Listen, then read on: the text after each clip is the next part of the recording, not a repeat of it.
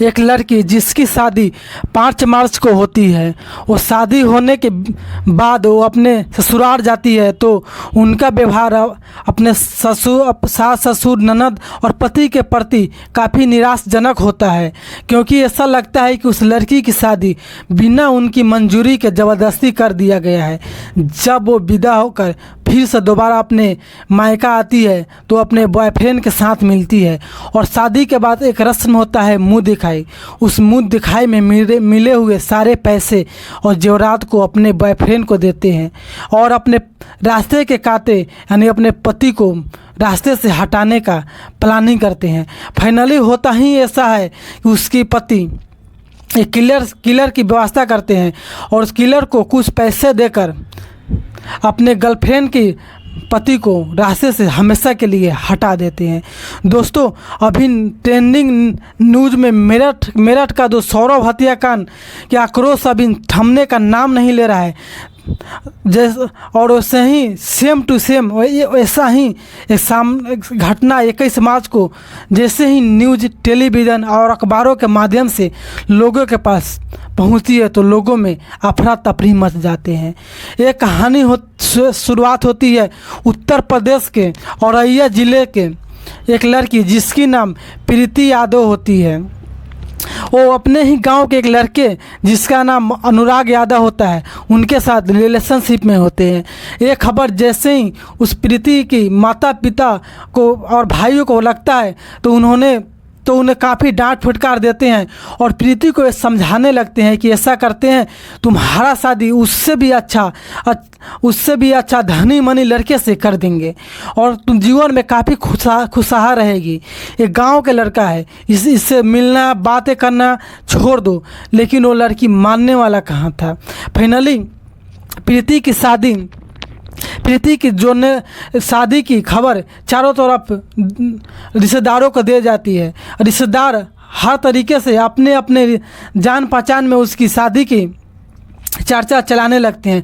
तभी उन्हें याद आता है कि प्रीति की एक बड़ी सिस्टर है जिसका पति संदीप और उसका भाई का नाम दिलीप यादव है, जिसका मैनपुरी में अपना कारोबार है जो हाइड्रा और क्रेन का कारोबार है। काफ़ी अच्छा खासा परिवार है, खाता पीता परिवार है, परिवार में किसी भी चीज़ की दिक्कत नहीं है।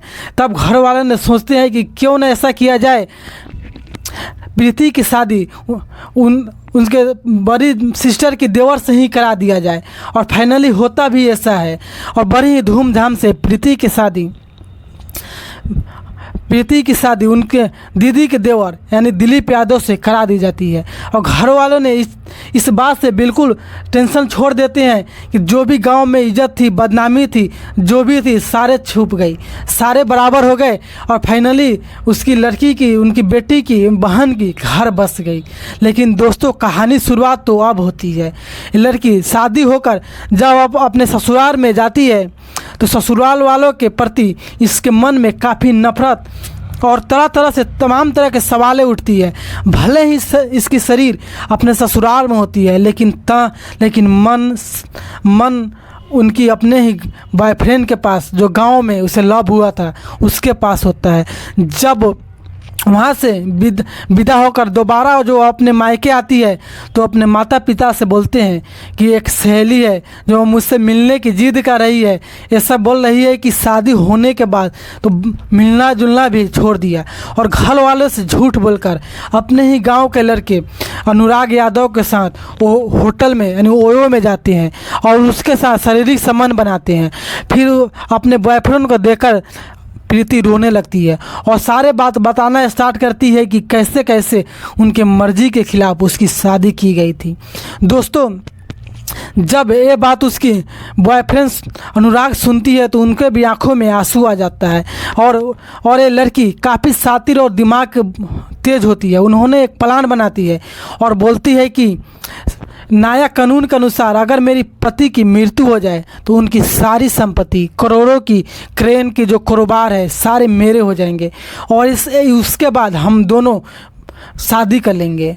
और होता भी ऐसा है।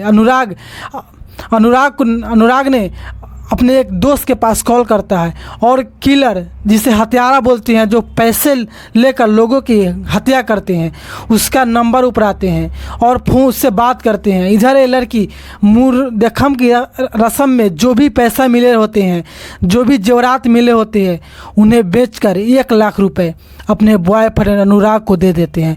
और इधर फ़ोन पे जब वो किलर, जिसका नाम रामजी नगर होता है, उन्होंने उस मौत के लिए 2 लाख रुपए के चार्ज करता है और 1 लाख रुपए एडवांस में।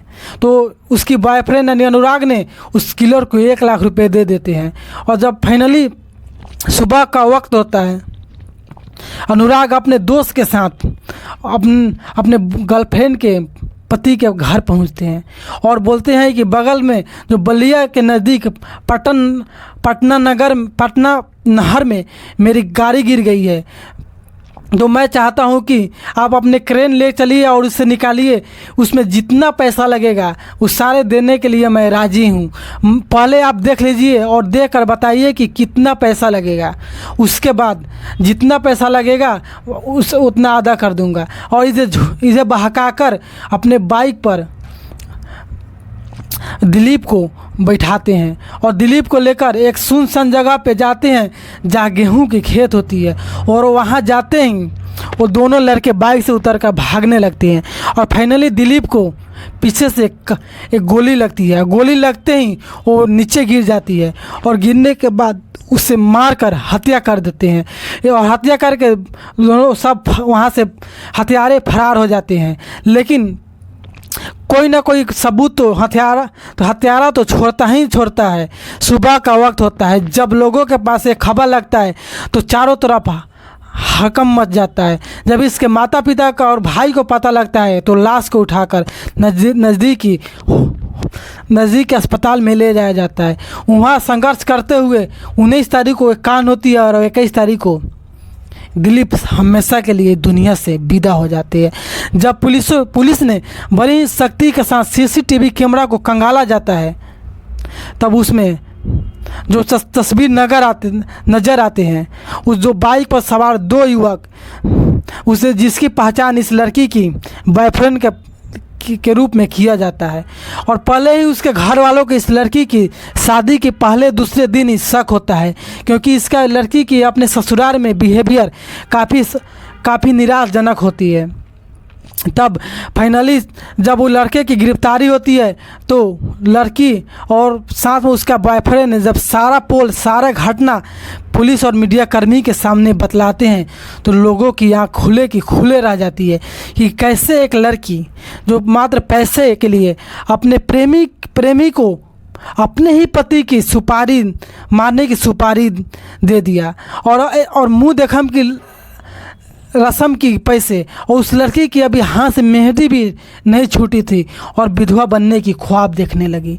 बाकी एक पूरी घटना को बताने का मकसद किसी के दिल दुखाना या किसी के भावनाओं को हर्ट करना नहीं, बल्कि आपको जागरूक और सचेत करना है कि हमारे समाज में कई तरह से कुरीतियाँ फैली हुई है, जो चंद पैसे चंद प्यार के लिए लोग किसी की हत्या कर देते हैं, जिनकी दाव पर लगा देते हैं। बाकी आई होप पूरी घटना में आपकी क्या ओपिनियन है, कमेंट बॉक्स में ज़रूर दे।